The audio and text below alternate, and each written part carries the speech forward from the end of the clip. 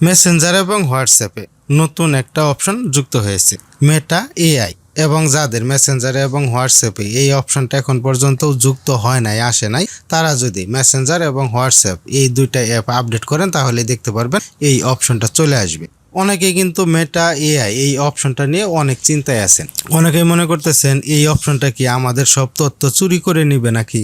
আবার অনেকেই মনে করতেছেন এই অপশনটা ব্যবহার করলে কোনো সমস্যা হবে কিনা। এরকম আরো অনেক বিভিন্ন রকম প্রশ্ন আছে অনেকেরই মনে। এই ভিডিওতে আপনাদেরকে দেখাবো মেটা এআই মূলত কি, এটা কিভাবে ব্যবহার করবেন, এবং এটা যদি আপনার মেসেঞ্জার এবং হোয়াটসঅ্যাপ থেকে রিমুভ করতে চান তাহলে সেটা কিভাবে রিমুভ করবেন। এখান থেকে মেসেঞ্জার ওপেন করি। মেসেঞ্জার ওপেন করার পরে দেখেন এই যে নিচের দিকে এখানে একটি নতুন অপশন দেখাচ্ছে, এই যে দেখেন মেটা এআই। এখানে যদি আমি ক্লিক করি তাহলে এরকম একটা অপশন দেখাচ্ছে আস্ক এনিথিং।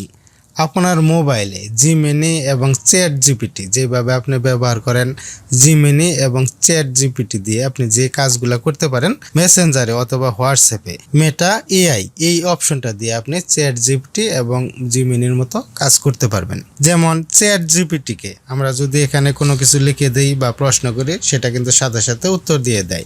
জিমিনিতেও যদি আমরা এখানে কোনো কিছু লিখে দিই সাথে সাথে উত্তর দিয়ে দেয়। তাই ফেসবুক মেসেঞ্জারে এই নতুন অপশনটা যুক্ত করছি মেটা এআই। এখানে আপনি যে কোনো প্রশ্ন করে সঠিক সমাধান বা সঠিক উত্তর পেতে পারবেন।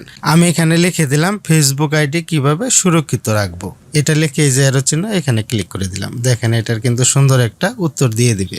চ্যাট জিপিটি এবং জিমিনি দিয়ে আপনি যে যে কাজগুলো করতে পারেন মেটা এআই এই অপশন দিয়েও আপনি সেম সেই কাজগুলো করতে পারবেন। মেটা এআই দিয়ে কিন্তু আপনি অনেক সুন্দরভাবে ছবিও এডিট করতে পারবেন।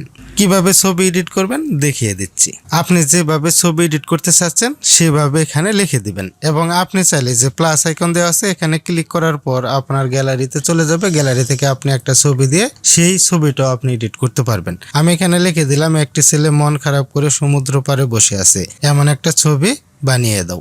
এটা লেখার পরে যে অ্যারো চিহ্ন এখানে ক্লিক করে দিলাম। দেখেন সুন্দরভাবে কিন্তু এই ছবিটা এখানে তৈরি করে দেবে।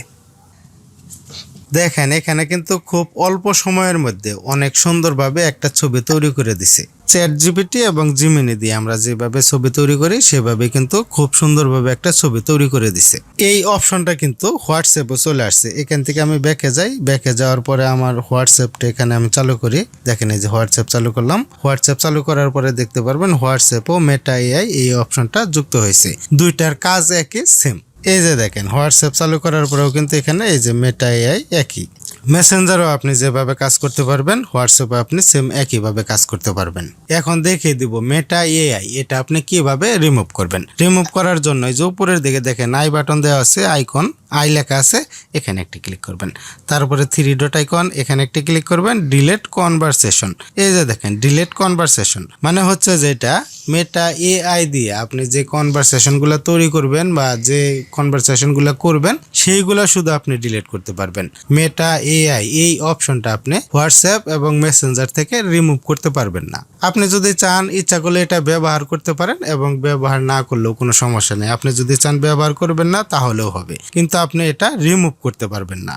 এই আইকনটা এখানে থেকেই যাবে, কারণ মেসেঞ্জার কোম্পানি কিন্তু তারাই এই নতুন অপশনটা যুক্ত করেছে।